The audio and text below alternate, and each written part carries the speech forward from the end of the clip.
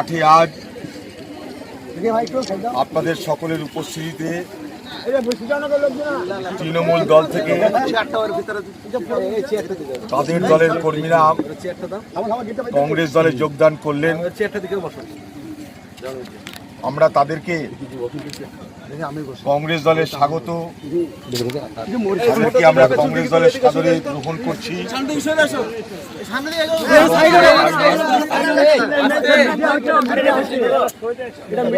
কংগ্রেস দল তাদের যথাযোগ্য মর্যাদা দেওয়ার চেষ্টা করবে, তাদের যথাযোগ্য সম্মান দেওয়ার চেষ্টা করবে। দেখুন, বেলডাঙ্গার মানুষ, আপনাদের সঙ্গে আমার শুধুমাত্র ভোটের বা রাজনীতির সম্পর্ক নয়, আপনাদের সঙ্গে আমার আত্মীয়তা, বন্ধুত্ব, ভ্রাতৃত্বের সম্পর্ক। এই বেলডাঙ্গার বুকে দীর্ঘদিন ধরে রাজনীতির গতি প্রকৃতি আপনারা সবাই লক্ষ্য করছেন।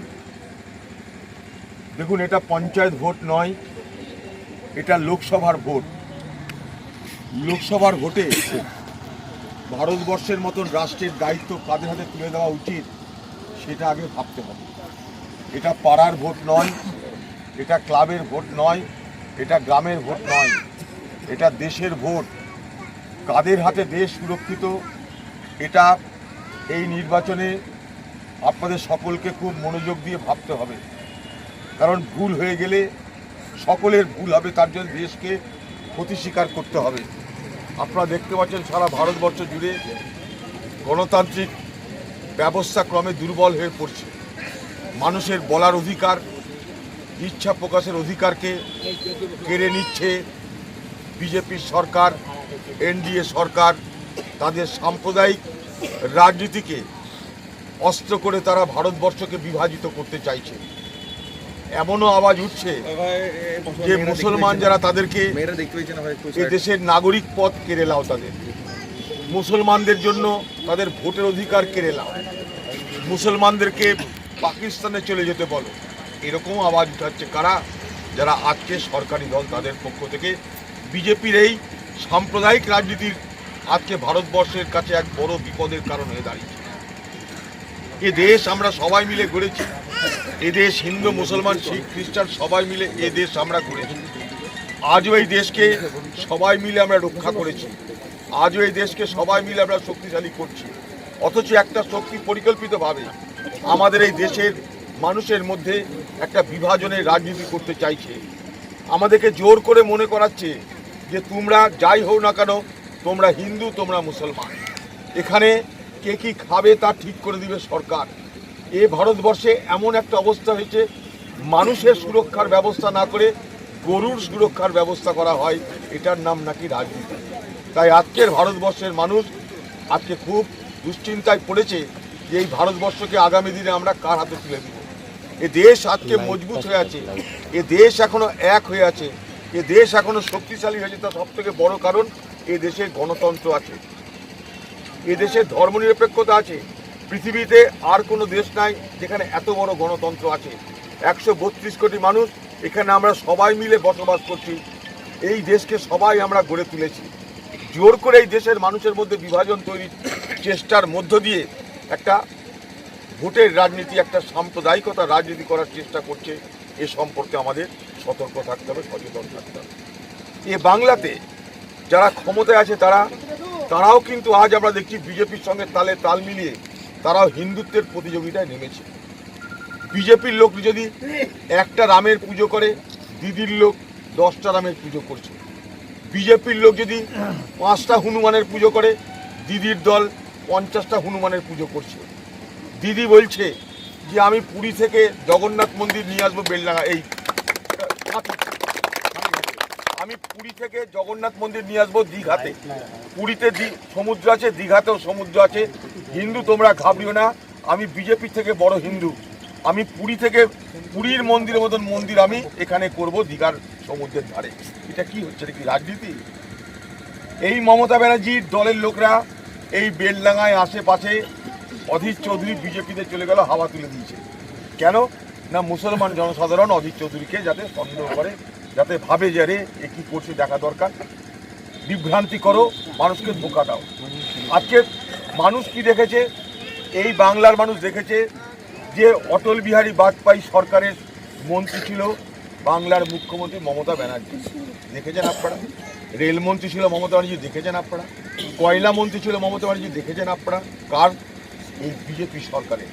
যখন নরেন্দ্র মোদীর নেতৃত্বে গুজরাটে দাঙ্গা হচ্ছে, তখনও কিন্তু বাংলার মুখ্যমন্ত্রী মমতা ব্যানার্জি অটল বিহারী বাজপেয়ীর সঙ্গে, মোদীদের সঙ্গে সে সেখানটায় মন্ত্রিত্ব ভাগ করেছে। মুখ্যমন্ত্রী যখন নরেন্দ্র মোদী গুজরাটের, তখন তার বিরুদ্ধে বাংলার মুখ্যমন্ত্রী আজকে যে মমতা ব্যানার্জি, তাকে একটা শব্দ উচ্চারণ করতে আমরা দেখিনি। ভুলে যাবেন না এগুলো। এই মমতা ব্যানার্জি যখন বিজেপি পার্টির সব থেকে বড় যারা মাথা আরএসএস, তারা যখন দিল্লিতে সভা করছে, সেখানে মমতা ব্যানার্জিকে আমন্ত্রণ করেছে, মমতা ব্যানার্জি সেখানে গিয়ে বলছে আরএসএস স্বদেশপ্রেমী। এই বাংলায় বিজেপির সঙ্গে নির্বাচনী জোট বেঁধে, বিজেপির সঙ্গে নির্বাচনী আঁতাত করে ভোটে লড়েছিল কে? বেশি দূর যেতে হবে না, 98 সালে এই বহরমপুর কেন্দ্রে বিজেপি ছিল সেকেন্ড পজিশনে। কার দৌলতে? বিজেপি আর তৃণমূলের নির্বাচনী আঁতাতের দৌলতে। এই বাংলায় বিজেপিকে এমপি করলো কে? আজকের বাংলার মুখ্যমন্ত্রী মমতা ব্যানার্জি।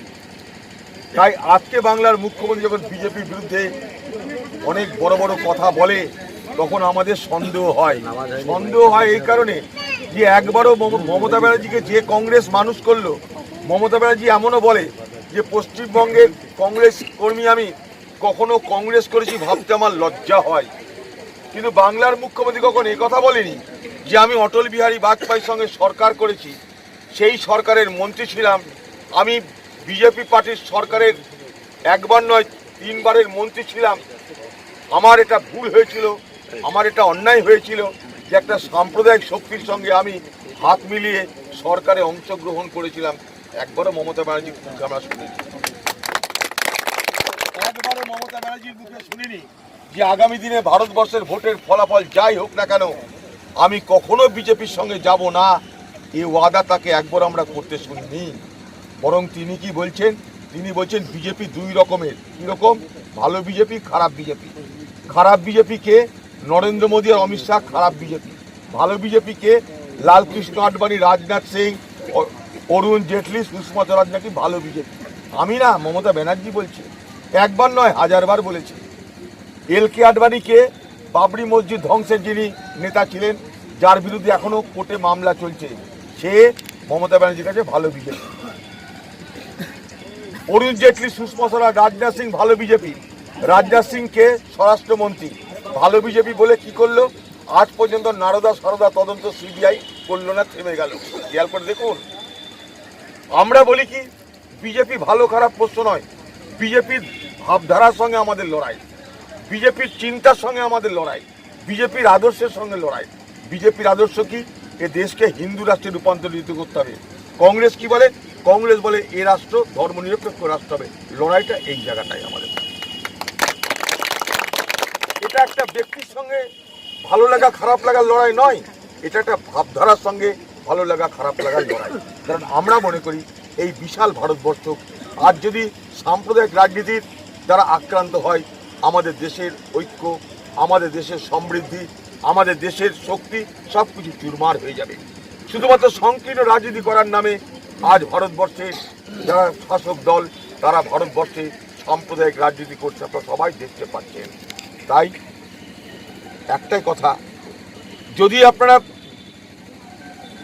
বাস্তব অবস্থার বাস্তব বিশ্লেষণ করেন, আপনাদের নিজেদের স্বাভাবিক বিচার বুদ্ধি ব্যবহার করেন, তাহলে দেখবেন যে নরেন্দ্র মোদীর নেতৃত্বে যে সাম্প্রদায়িক শক্তি বিজেপির উত্থান হচ্ছে, তাকে ঠেকাতে পারে একমাত্র কংগ্রেস দল। ইতিহাস কথা বলছে, আমি কি বললাম বড় কথা নয়, ইতিহাস কথা বলছে যে ভারতবর্ষের বিজেপি নামক সাম্প্রদায়িক শক্তিকে ঠেকাতে পারে একমাত্র রাহুল গান্ধীর নেতৃত্বে ভারতের জাতীয়। এবং সেই পথে আজ এগোচ্ছে, সেই পথে আজ ভারতবর্ষ এগোচ্ছে। গত কয়েক মাস আগে নির্বাচন হলো, ছত্তিশগড়, রাজস্থান, মধ্যপ্রদেশে কংগ্রেস জিতল।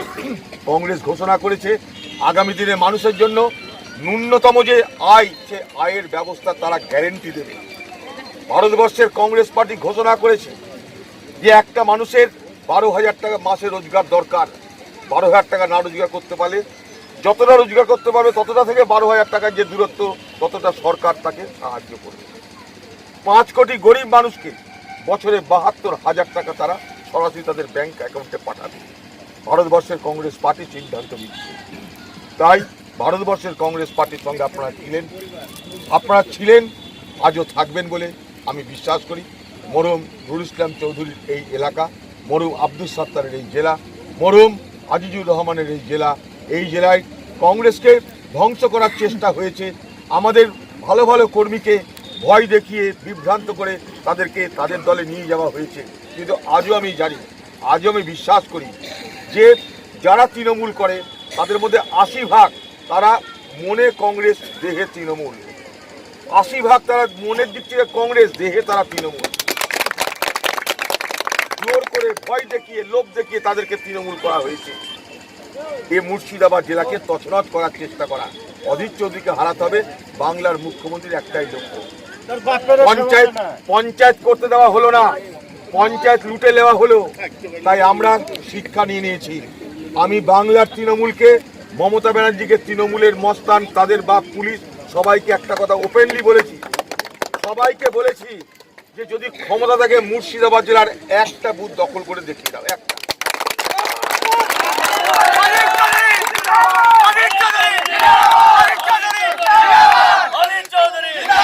মুর্শিদাবাদ জেলায় তৃণমূল, তাদের বাপ পুলিশ সবাই মিলে যদি একটা বুথ দখল করে দেখাতে পারে, আমি অধীর চৌধুরী রাজনীতি করা ছেড়ে দেবো। আমরা সেই ব্যবস্থা করেছি। আপনারা খালি বুথে বুথে এজেন্ট দিন, কোথায় অন্যায় হচ্ছে একটা করে খবর দিন, বাকি দায়িত্ব আমার। চিন্তা করবেন না, মুর্শিদাবাদ ইনশাল্লাহ যেখানে ছিল সেখানে ফিরিয়ে আনবই।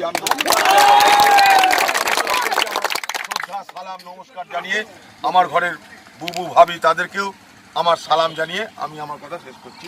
জয় হিন্দ, বন্দে মাতরম।